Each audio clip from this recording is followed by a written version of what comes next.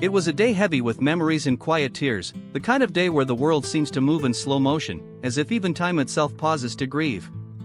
News of Malcolm-Jamal Warner's passing had already sent ripples of shock and sadness across the globe, but the reality of his loss truly settled in on the morning of his funeral. In Los Angeles, the city that had witnessed his rise from a hopeful young actor to a beloved icon, friends, family, and fans gathered beneath a sky that seemed just a little more subdued, as if nature herself mourned the loss of a bright and gentle soul. The church was a place Malcolm would have loved, simple, elegant, filled with sunlight streaming through colored windows, casting patterns of gold and blue on faces etched with sorrow and gratitude. The building, nestled among tall trees and wildflowers, was chosen not for its grandeur but for its warmth, its quiet beauty. As guests began to arrive, there was an unspoken sense of unity among them. Some came as old friends, others as fans whose lives had been touched by his work, and many as colleagues who had shared laughter and long hours with Malcolm on sets and stages across decades. No matter who they were, for this one day, they were simply people gathered to say goodbye to someone who had meant so much, to so many. Inside, the air was thick with 1,000 memories. Photographs lined the entryway, Malcolm as a wide-eyed boy with a hopeful grin, as Theo Huxtable cracking up his TV family, as a musician lost in the rhythm of his bass guitar, as a father beaming down at his daughter. The images were a tapestry of a life lived out loud, every smile and gesture a reminder of what made him so deeply loved. Soft jazz, one of Malcolm's favorite genres, played in the background, his own voice blending with the melody on a track he'd recorded just a few years before. It felt as if he was there, gently guiding everyone through the ache of farewell with the warmth and compassion he'd always shown in life. Rows filled slowly as guests hugged, exchanged soft words, or simply sat in quiet reflection. The front pew was reserved for family, his mother, Pamela, hands folded tightly, eyes shimmering with both pride and unimaginable loss, his wife, quietly strong, their daughter clinging to her side, too young to fully understand but old enough to sense the profound change in her world. Close by were his friends, co-stars from years gone by, people who had shared stages, scripts, and secrets. Many dabbed at their eyes, some smiled through tears, remembering the playful Malcolm who always found a way to lighten even the heaviest moments. As the service began, the minister stepped up and took a deep breath, the weight of the occasion settling across the gathered crowd. His words were gentle and true. Today, we are here not only to mourn the loss of Malcolm-Jamal Warner, but to celebrate a life that brought light to so many. He was a son, a father, a friend, an artist.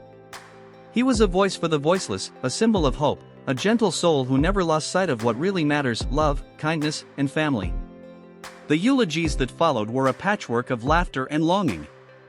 One by one, people came forward, their voices trembling with emotion as they tried to capture the fullness of a man whose legacy could never be contained by words alone. First was his mother, Pamela. She stood, small but unshakable, and spoke of a boy who never let life's challenges break his spirit. She recalled late nights spent learning lines, rides to auditions in the rain, and the promise they had made together, that no matter how big the dream, they would chase it side by side. Malcolm was always more than just a son to me, she said, her voice steady but thick with tears. He was my reason to believe that love can overcome anything. Next came Bill Cosby, gray and subdued, his voice marked by age and the complexities of their shared past. He spoke of discovering Malcolm in that first audition, of seeing a spark in his eyes that couldn't be denied. Theo was supposed to be just a character, he said, but Malcolm gave him a heart, a humor, a hope that America needed. He was a light for our show, and for our lives. Other cast members, Felicia Rashad, Tempest Bledsoe, Keisha Knight Pulliam, took their turns at the podium, sharing stories from behind the scenes. They remembered the laughter, the pranks, the long hours made easier by Malcolm's presence. They spoke of his generosity, how he never let anyone feel left out, how he always knew when someone needed a hug, a word of encouragement, or just a shared joke to get through a tough day. Friends from later in Malcolm's life remembered the man beyond the screen. Musicians spoke of late-night jam sessions and the way Malcolm lost himself in music, using his bass not just as an instrument but as a bridge to connect hearts.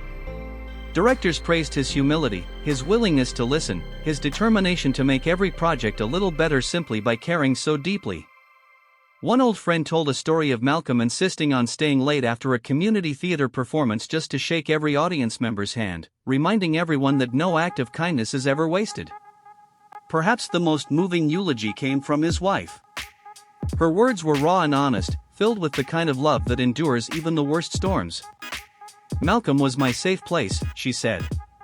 No matter what happened out there in the world, at home he was just himself, a man who made pancakes on Saturday mornings, who read bedtime stories in funny voices, who believed that the greatest thing he could do was love his family well. She paused, holding back tears, and then spoke directly to their daughter. Your father was a great man, not because of what he accomplished, but because of how he loved us. He will always be a part of you. As my time on this earth comes to a close, I find peace in knowing that love is what endures. Not the awards, not the roles, not the applause. Love is what we carry with us and what we leave behind. If I have made anyone feel seen, heard, or loved even for a moment, then my journey was worth it. Please don't remember me just as Theo, or as an actor on your screen. Remember me as someone who tried to bring joy, to offer comfort, to inspire hope. Remember me as someone who believed in the power of family, of friendship, of new beginnings. Remember me for the stories I told, both real and imagined, and for the heart I tried to put into everything I did. If you find yourself missing me, watch an old episode, listen to a song, or share a laugh with someone you love. That is how I would want to be remembered, not with tears, but with gratitude and with hope. Life is fragile, and tomorrow is never promised, so love each other fiercely, forgive often, and don't waste a moment holding back your light. Thank you for everything. For the chance to dream, to fall, to get back up, and to live a life fuller and richer than I ever could have imagined. My final message is simple: cherish every moment, tell your story, and never forget that you matter. Your journey is just as important as anyone else's. Hold on to the people who love you, keep searching for your purpose, and never stop believing that you can make a difference. This isn't goodbye, it's just the next chapter. My story goes on in the memories we've made, in the laughter we've shared, and in the love that will always remain. Thank you, from the bottom of my heart.